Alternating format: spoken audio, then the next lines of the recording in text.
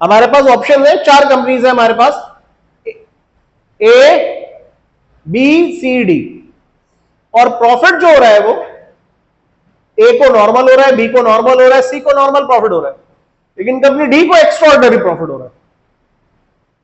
तो अब आप किस पे, आपके पास इन्वेस्टमेंट के ऑप्शंस हैं और आपके पास ओपन ऑप्शन है, कोई मना नहीं कर रहा, कोई रिस्ट्रिक्शन नहीं है, इस पे पैसे लगाओ, इस पे लगाओ, आप किसके शेयर्स पे खरीदेंगे? हर इंसान जिशऊर ये चाहेगा, जो इनसेन माइंड नहीं होगा, साउंड माइंड होगा, वो कहेगा कि मैं डी पे इन्वेस्टमेंट करूं। मार्केट में 2 फोर्सेस होती हैं, डिमांड एंड सप्लाई, जो किसी भी चीज की प्राइस को डिटरमिन करते हैं। आपने इकोनॉमिक्स में पढ़ा होगा प्राइस डिटरमिनेशन के। तो वहां अब ये जो शेयर की मार्केट वैल्यू है, मार्केट वैल्यू कौन सी market? Stock market. Stock market में जहां शेयर्स खरीदे और बेचे जाते हैं, उस जगह पर कंपनी ए, कंपनी बी, कंपनी सी, सपोज कर ले कंपनी डी तक के जो शेयर्स की वैल्यू थी वो 10 रुपए ही थी पाकिस्तान के एतबार से, या $1 थी। लेकिन अब कंपनी डी के शेयर्स की डिमांड बढ़ गई है,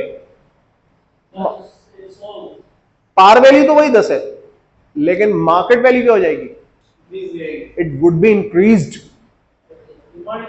डिमांड की वजह से, जी, इंक्रीज हो जाएगी। तो इसको हम कहते हैं market value. Is it clear? Third one is book value. यहां बुक से मुराद बुक्स ऑफ अकाउंट्स है, और बुक्स ऑफ अकाउंट्स के अंदर जहां शेयर्स की वैल्यू लिखी होती है वो बैलेंस शीट है, स्टेटमेंट ऑफ फाइनेंशियल पोजीशन, एसओएफपी। वहां शेयर होल्डर्स इक्विटी, उस इक्विटी के अंदर कैपिटल भी है, उसमें रिटेन अर्निंग भी है,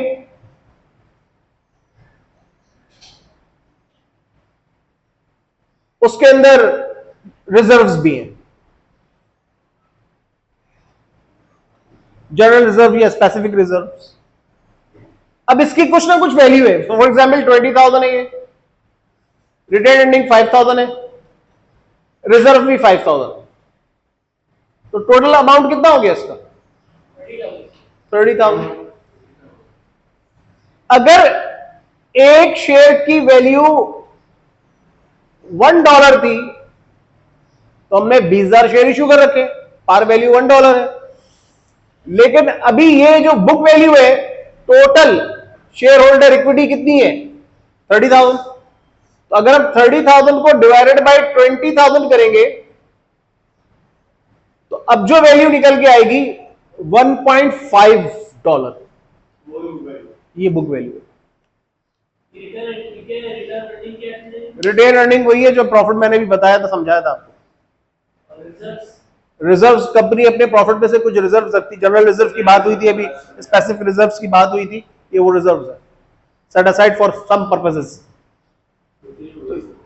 तो ये शेयर होल्डर इक्विटी है पूरी, और इस शेयर होल्डर इक्विटी के अंदर जो वैल्यू आखिर में आ रही है, इसको पर शेयर से डिवाइड कर देंगे, टोटल नंबर ऑफ शेयर से डिवाइड कर देंगे, तो हमारे पास पार वैल्यू और बुक वैल्यू आ जाएगी। यानी बुक्स ऑफ अकाउंट्स में जो वैल्यू शेयर की है वो ये 1.5।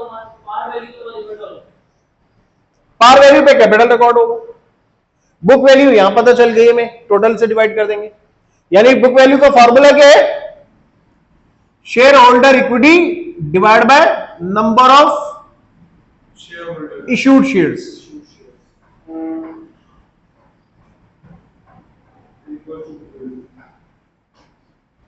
बुक वैल्यू पर शेयर निकालने का ये फॉर्मूला है। Is it clear?